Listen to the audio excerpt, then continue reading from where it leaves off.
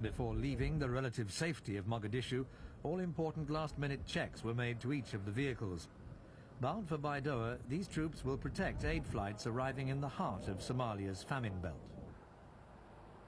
At noon, the first of the trucks and tanks set off, carrying over 500 US Marines and 140 French Legionnaires. Many of the troops looked surprisingly relaxed at the start of what could be a difficult journey. Lining the route, these Somalis are perhaps too young to realize what's happening to their country, but others who do understand the significance of the mission also turned out to give the convoy a good send-off. Once out of Mogadishu, though, it was a different story. On arrival at their overnight stop, Beli Dogle, troops hastily checked out the area for local gunmen and ammunition. They found both, but neither the abandoned war wagon nor the few armed Somalis posed any real threat. This is the convoy's destination, the recently besieged town of Baidoa with its starving population. Securing Baidoa is considered a key move in the mission, ensuring that food aid is protected from the local warlords and gets to those who need it most.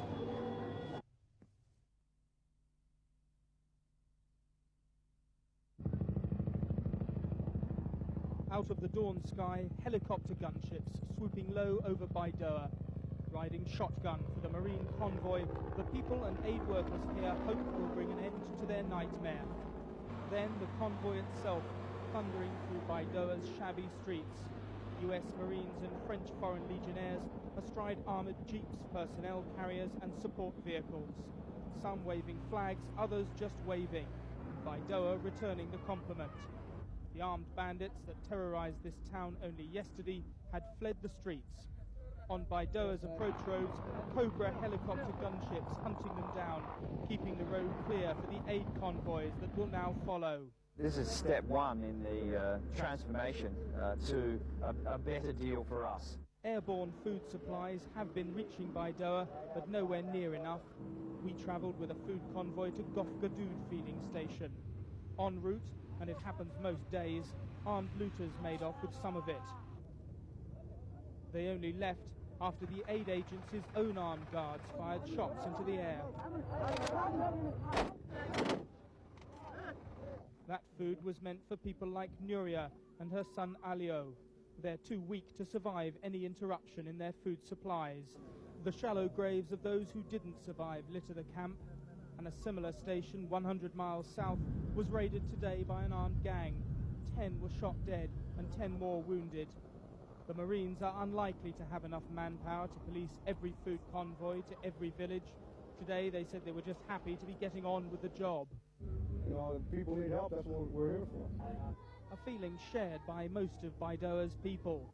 We are happy for their coming and successful. And even the tough armed group who formerly controlled the airport left and handed it over to the Marines. Within hours, foot patrols were being carried out in this formerly lawless place. For 5 months, the people and aid workers of this town have lived under a state of virtual siege. But now a new order has asserted itself here. From today in Baidoa, Operation Restore Hope has become a reality.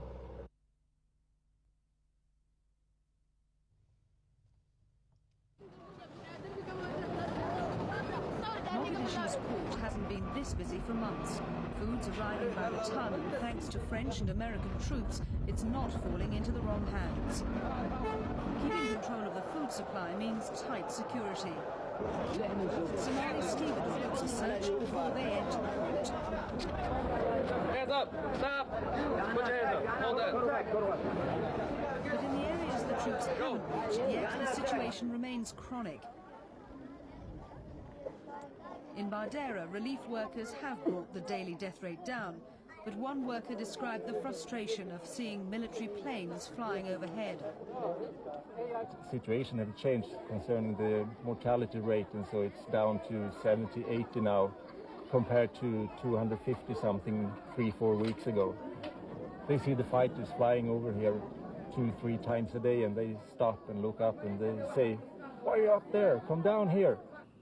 Outside Mogadishu, the Red Cross has successfully lured farmers away from the cities and back to the land. We did it by means of setting up kitchens in the rural areas, promising the farmers that we would feed them up to the next harvest.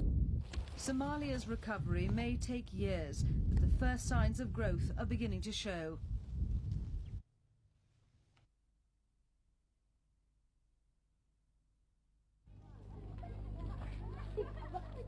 These foot patrols are sending a clear message to the Somali gunmen who used to rule the town of Baidoa. The Marines with their M16s and other automatic weapons mean business.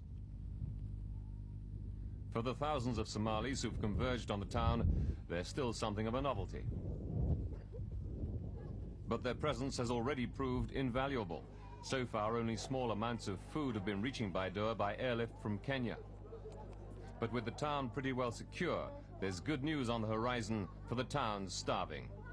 The World Food Program will take the first convoy of food from Mogadishu to Baidoa since the combined task force landed here. In fact, it will be the first convoy that we've attempted to take to Baidoa since the 11th of November. Speculation was high that troops are about to move into the port of Kismayu, where wholesale looting has all but halted relief efforts. If successful, it would open up an important gateway for food to help thousands of starving Somalis in the south.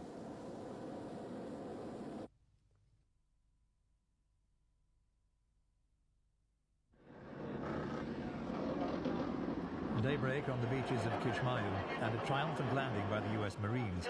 The first 180 of them splashed ashore in amphibious assault vehicles.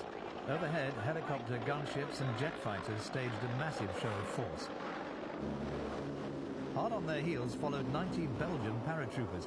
They came ashore in US hovercraft and helicopters. Quickly they secured the beach. Gone were the armed looters who terrorized one of Somalia's gateways to food. The paratroopers then secured the docks. Meanwhile, the US Marines pushed through the town. The crowds lining the streets seemed friendly enough, but the Marines were taking no risks. They remained at the ready. Their destination? The airport. And so it was that Kismayu Airport was declared secure 2 hours and 20 minutes after the Marines had landed. The first aircraft in was an American government plane. Then came 2 relief flights of the International Red Cross. For the first time in weeks, food was unloaded in Kismayu. And food was also on its way to Baidoa. Heavily armed Marines escorted 300 tons of wheat to the town. They were finally doing the job they'd come for, ensuring food for Somalia's starving.